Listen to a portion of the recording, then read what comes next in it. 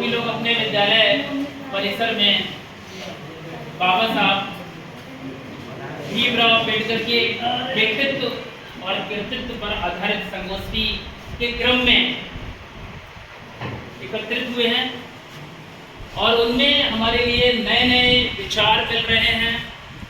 उनके व्यक्तित्व के बारे में जानने हम चाहते भी हैं, क्योंकि कई बार ऐसा होता है कि हमारे पास अगर 1 रुपया है और वो हमने 1 रुपया सामने वाले को दे दिया और उससे सामने वाले से भी 1 रुपया ले लिया, तो हमारे पास 1 रुपया ही रहा।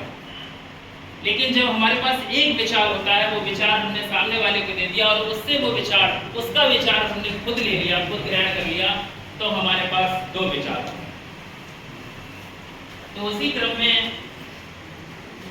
मैं सर्वप्रथम हमारे अग्रज आदरणीय परमेश्वर को बुलाना चाहूंगा कि वे आए और क्यों सर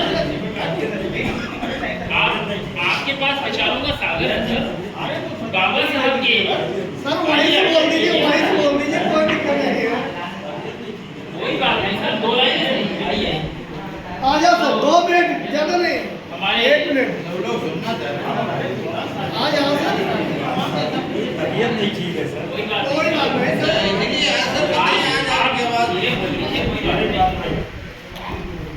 आदरणीय बताना चाहती हमारे समस्त विद्यार्थी जैसा कि आपको पता है बाबा साहब भीमराव अम्बेडकर जी के बारे में जानकारी प्राप्त करने के लिए और हम लोग यहाँ पर इकट्ठा हुए हैं उनके विचारों जानने के लिए।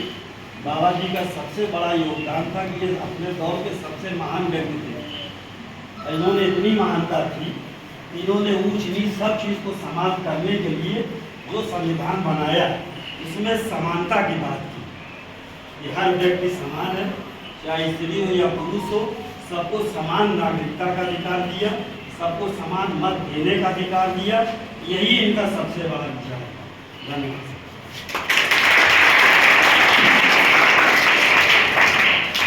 बहुत बहुत धन्यवाद आदरणीय सर का। समानता उनकी प्राथमिकता में थी और मैं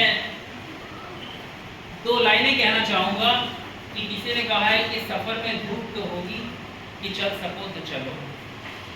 सफर में धूप तो होगी कि चल सको तो चलो, और सभी है भीड़ में कि तुम भी आगे निकल सको तो चलो। इसी सिद्धांत के साथ वो आगे बढ़े। कितनी कठिनाइयाँ, कितनी जिल्लत, कितनी परेशानियाँ उन्होंने झेली और उसके साथ वो आगे बढ़े और आगे निकले और ऊंचाइयों के शिखर पर पहुंचे। मैं इसी क्रम में अपने इतिहास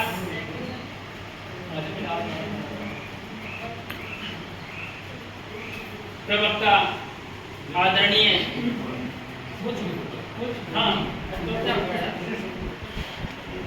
नहीं तो कौन आदरणीय ब्रजेश कुमार जी को बुलाना चाहूंगा, वे आए और अपने मुखारबिंद से बाबा साहेब भीमराव अम्बेडकर जी की कुछ दृष्टांत प्रस्तुत करें।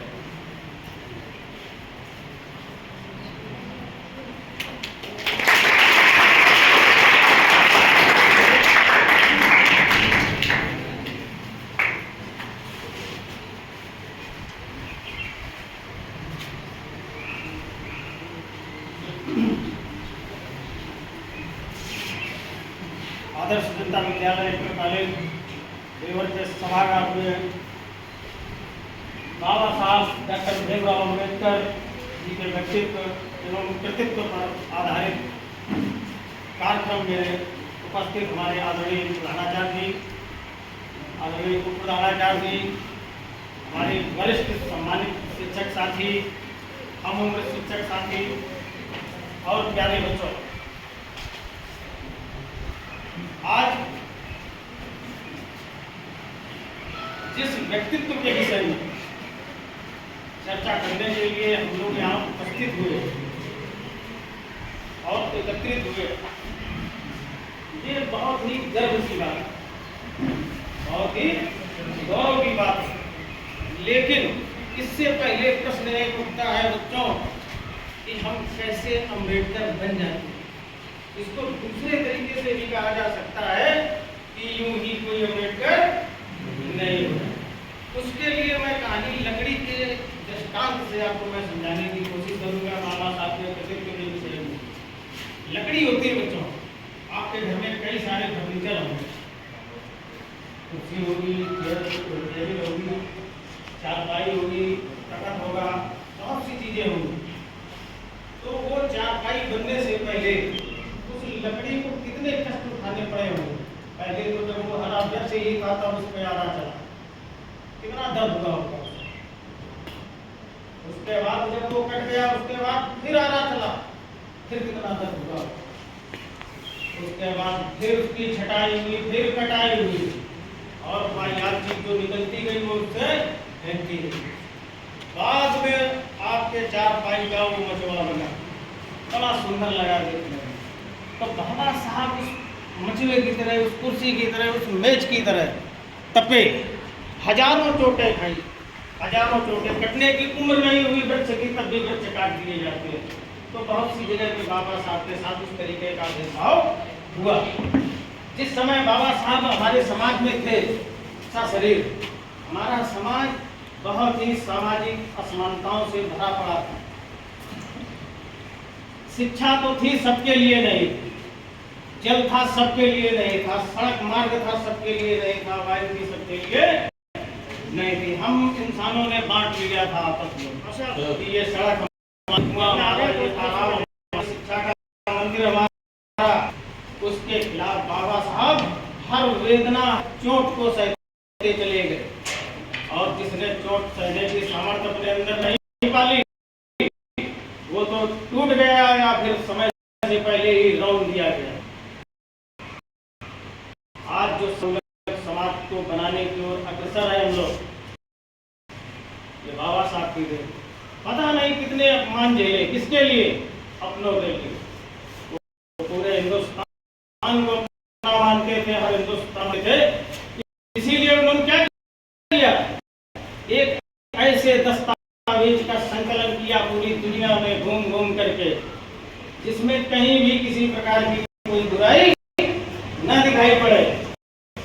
लेकिन आज भी हम बाबा साहब का नाम लेते हैं, उनका जय घोष करते हैं, लेकिन उनके आदर्शों पे चलने की कोशिश बहुत से क्षमता के अवसर आते हैं जहां हमें आपको पीछे कर दिया जाता है, और एक जवाब आगे हो जाता है, कहता है ये अवसर हमको चाहिए। तो इन असमानताओं से बचाने के लिए बाबा साहब ने बहुत योगदान दिया समाज को आगे बढ़ाने के लिए। आज आप शिक्षा पा रहे हैं, इसकी वजह बाबा साहब की वजह से। आज आप बात कर सकते हैं जा करके,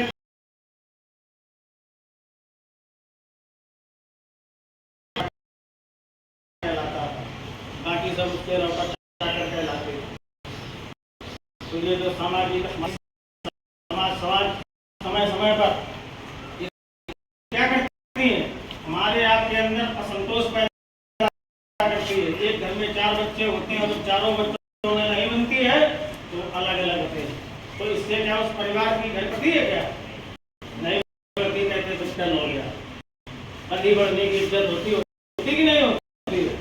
तो समाज को एक सूत्र में बांधने का किया।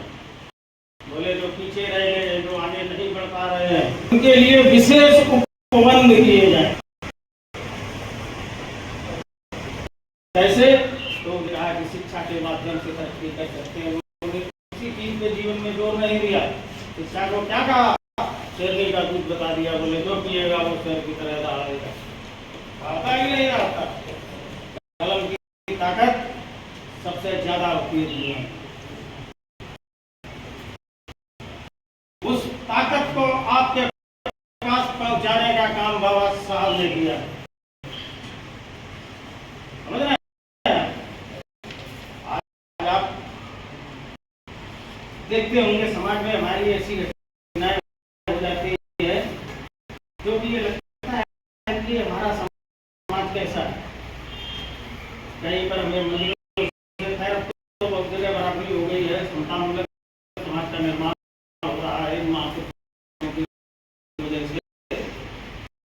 कहीं मंदिर में जाने से रोक दिया जाएगा, कहीं स्कूल में एडमिशन नहीं दिया जाएगा, ये क्यों हो रहा है? कहीं कोई घोड़ी चढ़ा रहा है वहां से उतार के, तो ये हमारे समाज का क्या है? गंदा रूप स्वरूप, जहाँ हम एक अपने भाई को भाई नहीं समझते हैं, जानवर समझ के उसका हाथ काट लेते हैं अगर उलटते गुंगा है।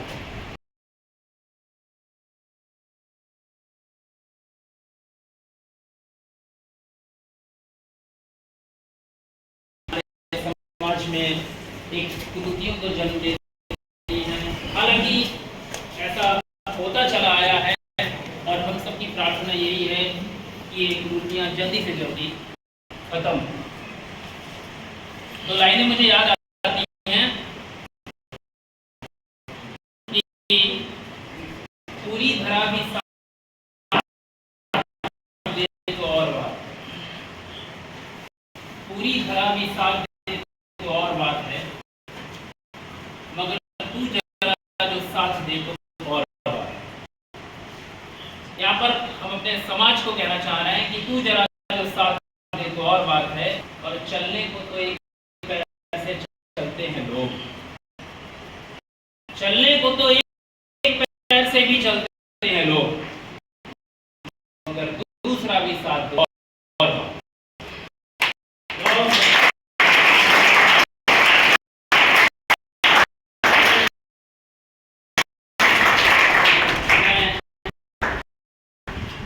इसी क्रम में अपने बड़े भाई आदरणीय सुजीत मिश्रा सर को बुलाना चाहूँगा कि वे आए और आदरणीय के पर कुछ प्रकाश डालें।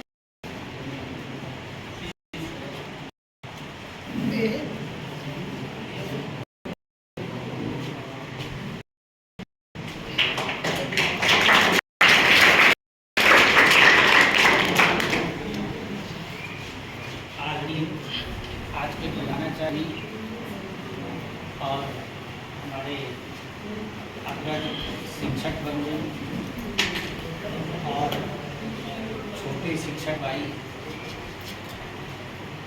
प्यारे, आज बाबा साहेब की ये संगोष्ठी आयोजित की गई है, इस पर भी थोड़ा सा आप लोगों को भी समझने की ज़रूरत है कि जिनका जन्म दिवस इस साल से पहले मेरी समझ में, जहाँ तक मेरा संज्ञान है, हिंदुस्तान में एक दिन के लिए ही मनाया जाता था, सरकारी, और वो भी सरकार की तरफ से सार्वजनिक अवकाश घोषित है। लेकिन आज हम लोगों को यहाँ पर एक सप्ताह के लिए सरकार को एकत्रित करना पड़ा, यानी पूरा सप्ताह भर बाबा साहेब के जो सिद्धांत थे, जो उनके मानक थे, जिन कठिनाइयों से वो गुजर करके देश को स्वतंत्र कराते हुए आगे बढ़े और अपना आदर्श प्रस्तुत किया, उसके लिए एक दिन पर्याप्त नहीं था। पूरा एक सप्ताह उनका ये जो व्यक्तित्व एवं कर्तव्य पर आधारित संगोष्ठी रखी है। तो इसी क्रम में हम आप लोगों को एक ही बात बताएंगे कि उस समय की तो बातें हम लोगों को नहीं मालूम है, लिखी है, तो लिखी होने से ही रूह कांप जाती है कि इन परिस्थितियों में भी कोई एक व्यक्तित्व तो ऐसा निकल के आया जिसने पूरी दुनिया में अलग जगह। आज के समय तो आपके पास उनका दिया हुआ संविधान है, कोई रोक सकता अपने कॉलेज नहीं। आप एक एग्जाम्पल ले लो, अपने यहाँ एक 12th क्लास में बच्चा पढ़ता है जो बिल्कुल विकलांग, मतलब बुद्धि से विकलांग, उसको भी पढ़ने का अधिकार है। नहीं हम कह सकते हैं कि नहीं तुम क्यों पढ़ रहे हो, तुम तो बोल भी पाते हो, लिख भी नहीं पाते हो, कुछ नहीं। नहीं, समानता का अधिकार, स्वतंत्रता का अधिकार, ये अधिकार बाबा साहेब ने दी। बावजूद उसके आज हम देखते हैं जिस प्रकार के अलग समाज से आ रहे, वो आर्थिक रूप से तो बाबा साहब जैसे परिवार से नहीं आ रहे। ये बात आप खूब समझ लीजिए, ये बात तो ठीक नहीं है। बाबा साहेब गरीब परिवार से नहीं थे, गरीब परिवार से नहीं थे, लेकिन बाबा साहेब बहुत गलत जात के थे, ये उन पर दंश लगा था, जिसकी वजह से उनको शिक्षा प्राप्त करने के लिए रोका जाता था। तब पर उनको सामाजिक कुरीतियों का सामना करना पड़ता था, जिसकी वजह से वो सब कुछ होते हुए भी कुछ नहीं करने दिया जा रहा। लालन पालन भी बहुत अच्छे ढंग से उनकी शिक्षा को आगे पढ़ाया गया, जिम्मेदारी भी दी गई, उनकी बुद्धि को परखा भी गया उस समय। ऐसा नहीं भाई, आज कोई भी बालक अगर इस कॉलेज बहुत गरीब हो, कुछ भी अर्जित ना कर पाता हो, फॉर एग्जाम्पल के लिए आप कुमारी ले, सेकेंड ईयर BA, पूरा कॉलेज की ताकत लगा देगा, किताबें उपलब्ध करवाना, फीस करवाना, पुअर वाइड फंड से कुछ पैसे भी दिलवाना और कर दिया जाए, लेकिन उस बाद भी उस बालक में वो बात नहीं। जिस तरीके से उसको पढ़ना चाहिए और अपना पूरा तन मन उसी में लगाना चाहिए, जिन बालकों के साथ वो बैठता है उन बालकों के साथ बैठ के गुणों को नहीं लेना। यही बाबा सब है। अगर ऐसा ही आप लोग कर लो तो समझ लीजिए ये सफल हो जाएगी। इसीलिए ये सब प्रोग्राम रखा है। तो आप लोग स्वतंत्र भारत में पूरे स्वतंत्रता पूर्वक, बढ़िया संविधान है, हर तरीके आपके लिए कोई कहीं दुर्भावना नहीं है। जो पढ़ना चाहे वो पढ़ता है, तो उनके लिए यही असली है कि वो भी सोचते हो हमारा देश समूह, तो उसके लिए आप लोग भी जो है इन आदर्शों चले और अपनी पढ़ाई पर विशेष ध्यान दें, उनके आदर्शों को माने, कि समझें कि जब व्यक्ति इतनी ज्यादा कुरीतियों से निकल कर यहाँ आ सकता है तो हम क्यों नहीं आ सकते। निश्चित रूप से आ सकते हैं। और साथ में हम फिर भी एक बात आपसे कहे जा रहे हैं, लास्ट बात, कि आप लोग आधुनिक दुनिया में जो आपका सोशल प्लेटफॉर्म है, इंटरनेट मीडिया है, इससे आप ज्यादा से ज्यादा दूर रहो और बहुत से आवश्यकता जब पड़े तब उसका उपयोग करने का सोचो। ये विद्यार्थी जीवन की पहली बात जो आप लोगों के लिए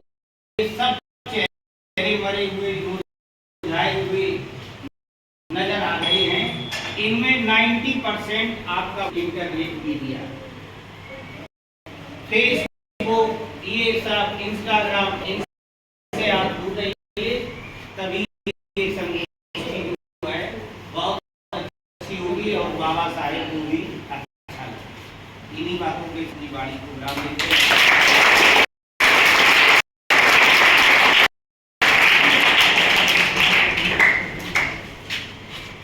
बहुत बहुत धन्यवाद सर। देखिए कितने शानदार ढंग से आपकी भविष्य की उस डोर को आपके हाथ में पकड़ाने का काम किया कि इंटरनेट का सदुपयोग करिए। ये वास्तव में डोर है, आप चाहें तो पकड़ के चढ़ सकते हैं, कहीं भी जा सकते हैं, कहीं भी। लेकिन बात उसी की है, सदुपयोग और दुरुपयोग। आज का वास्तव में ऐसा है कि आप इंस्टाग्राम, ट्विटर, व्हाट्सएप और तमाम सोशल मीडिया अपने आप को बचा नहीं सकते। आप तो क्या, जो शिक्षक समाज यहाँ बैठा है, जिनकी आदत 9 बजे बिस्तर ओढ़ लेने का सो जाने की होती थी, वो 12 बजे ऑनलाइन पाए जाते हैं। उसमें आप ये भी कह सकते हैं कि उस समय उनको बोलने की 12 बजे तक पढ़ने की या सवेरे जल्दी उठकर पढ़ लेने की, इसलिए जल्दी सो जाया करते थे। बिल्कुल ये तर्क सत्य हो सकता है, लेकिन तर्क ये भी सत्य है कि उस मीडिया के नशा ने हम सबको भी झगड़ा है।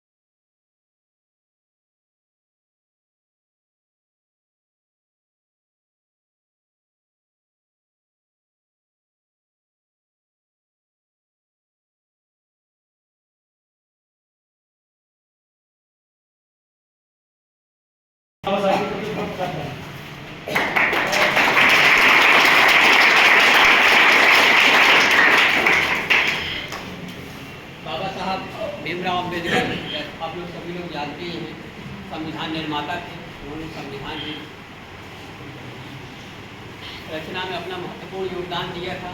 समानता का सिद्धांत उन्होंने बताया था। समानता, धार्मिक स्वतंत्रता, समानता के प्रति उन्होंने ज़्यादा जोर दिया और हर बात पर उन्होंने अपनी बातों को बहुत महत्व देकर के कहा। और उनकी बातें इतनी अच्छी थी, इतने अध्ययन के बाद उन्होंने कहा कि जितने लोग थे कोई भी उसका विरोध नहीं करता, सभी लोग उसको जैसे कि तैसे मान लेते। लंबे समय तक हिंदू धर्म में ही रहे, लंबे समय तक हिंदू धर्म को मानते रहे।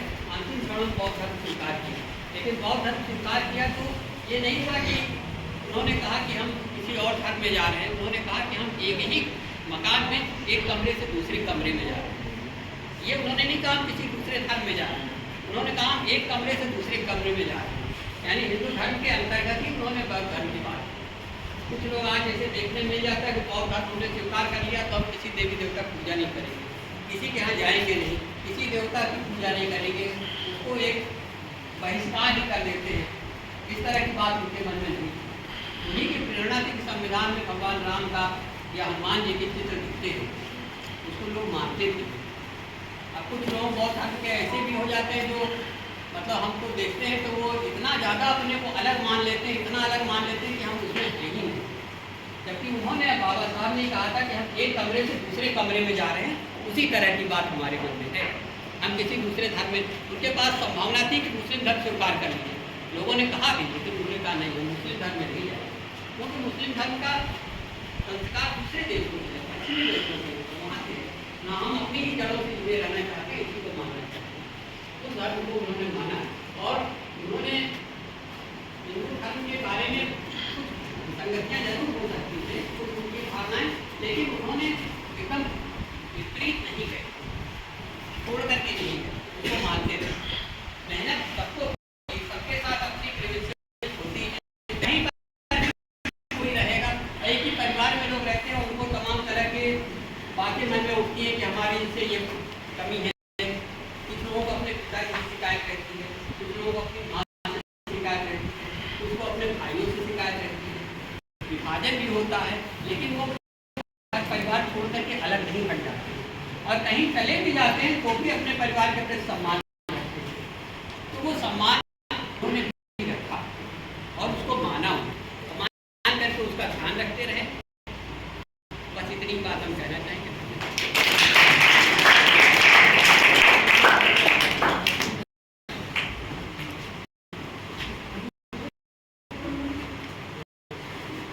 तो आपने सबके विचार सुने, बड़े शानदार ढंग से सबने भी बताया, धार्मिक दृष्टिकोण पर प्रकाश डाला, धार्मिक दृष्टिकोण पर प्रकाश डाला कि कैसे उनका शुरुआती धार्मिक जीवन रहा और कैसे उनका बाद का धार्मिक जीवन रहा। हालांकि ये जरूर है कि ये जो बात कही जाती है कि मैंने से कर दूसरा कमरा शिफ्ट कर लिया, कोई शानदार एक ही घर था, वो घर में ऐसे भी सोच सकता था कि वो मानवता रूपी एक घर था जिसमें एक कमरा हिंदू दूसरा कमरा था, लेकिन सोचा कि वो एक घर जो था वो हिंदू जिसमें दो कमरे थे, एक कमरे बनाना था। ये अपना अपना नजरिया, अपना विचार हो सकते हैं, लेकिन सोच का जी सीमा तो ये विचार हो सकते हैं, लेकिन ये जरूर है कि मैं यदि एक कमरे को छोड़कर दूसरा शिफ्ट कर रहा हूं तो मेरे पहले कमरे में कहीं ना कहीं कुछ खामी जरूर। मैं क्यों कमरा छोड़ रहा हूं? मैंने कमरा कॉलोनी में बदल कर दूसरा लिया तो कुछ खामी मेरे पहले कमरे में थी। क्यों आदमी फिजूल में टेंशन लेना चाहेगा कि यार बेड उठा के अलमारी मारो, अलमारी उठा के यहाँ रखो, फ्रिज उठा के उधर रखो, बड़ा फिजूल टेंशन का काम होता है कमरा बदलना। तो कुछ खामी रही होगी, अब उन्होंने महसूस की होगी उस समय, उसका क्या, उस तत्कालिक क्या परिभाषा थी, वर्तमान में उसकी क्या व्याख्या हो सकती है, ये बहुत बड़ा विषय है। डेली आप उनमें कुछ ना कुछ जानकारियाँ मिलती रहेंगी। इसी कड़ी में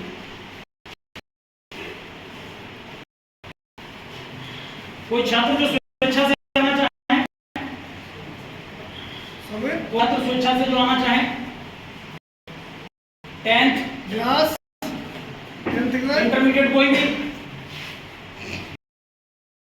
से ले लें।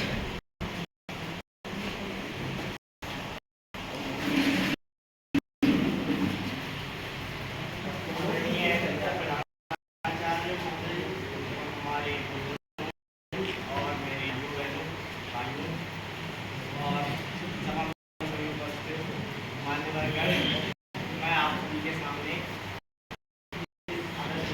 विद्यालय इंटर कॉलेज में अपनी कुछ मत प्रस्तुत करना चाहूँगा, जिसमें जो भी त्रुटि हो उसे हृदय में डालकर क्षमा करें।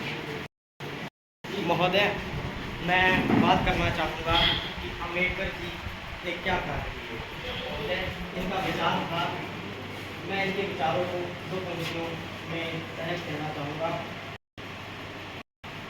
कि गरीब को काम दीजिए, दान नहीं, गरीब को काम दीजिए, दान नहीं, और दान देने के लिए इच्छुक है, मरते हुए को जीवन दान दीजिए। यही इनकी बात धारा थी और यही इनका विचार था। तो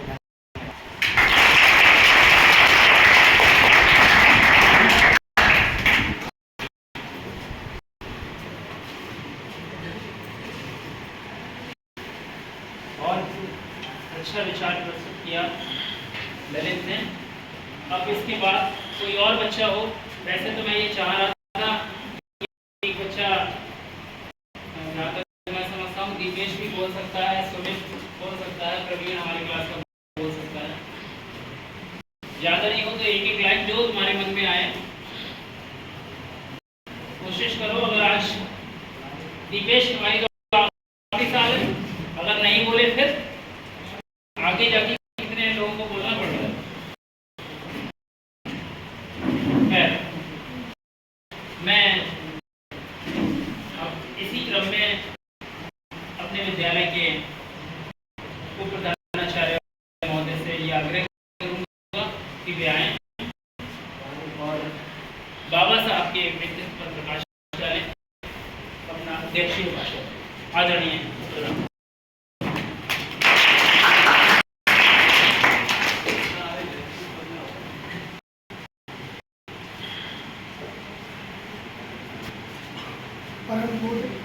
बोधिसत्व भारत रत्न संविधान निर्माता, शोषितों के त्राता, नारियों के मुक्तिदाता बाबा साहब डॉक्टर भीमराव अम्बेडकर जी के चरणों में अपने श्रद्धा सुमन अर्पित करता हूँ। जैसा कि आप सभी जानते हैं, बाबा साहब की जो जयंती का कार्यक्रम है, समारोह, ये 14 तारीख से लेकर के 28 तारीख तक आदेश दिया गया शासन। कहने का मतलब है कि बाबा साहब को बच्चों को समझने के लिए एक दिन का समय नहीं, एक सप्ताह का समय नहीं, 15 दिन का समय। और हम जानते हैं बाबा साहब को समझने के लिए ये 15 दिन भी कम है। आप इनको ना चाहे पढ़िए, इनके बारे में आपको प्रतिदिन नया ही कुछ न कुछ मिलेगा। रही बात बाबा साहब की, आप जानते, मैंने एक बार बाबा 26 नवंबर को बताया था आपको कि बाबा साहब पढ़ाई में इतने अग्रणी रहे हैं जिसकी कोई सीमा नहीं। आज भी पूरे विश्व में कोई भी व्यक्ति ऐसा नहीं है जितना बाबा साहब जैसे। अकेले बाबा साहब की लाइब्रेरी में निजी पुस्तकें 50,000। हम लोग 4-6 पुस्तकें नहीं खरीदते हैं, पढ़ते नहीं है। पेपर आ गया घर में, पेपर नहीं पढ़ते, एक दो हेडिंग देख ली, बस रख दिया। किताबें हैं उपलब्ध, पढ़ते नहीं है, थोड़ी देर बाद पढ़ते नहीं है। क्या देखते हैं? जैसा कि मिश्रा सर ने बताया आपको, फेसबुक, मल्टीमीडिया खूब चल रहा है, रील्स खूब देखते हैं, बनाते हैं। इनसे बनने वाला नहीं है। सब कोई, ध्यान रखिए, सब कोई न शिवानी कुमारी बन जाएगा, गलत नहीं मैं कह रहा हूं, बनने का प्रयास कर रहे हैं, सब नहीं बन पाएंगे।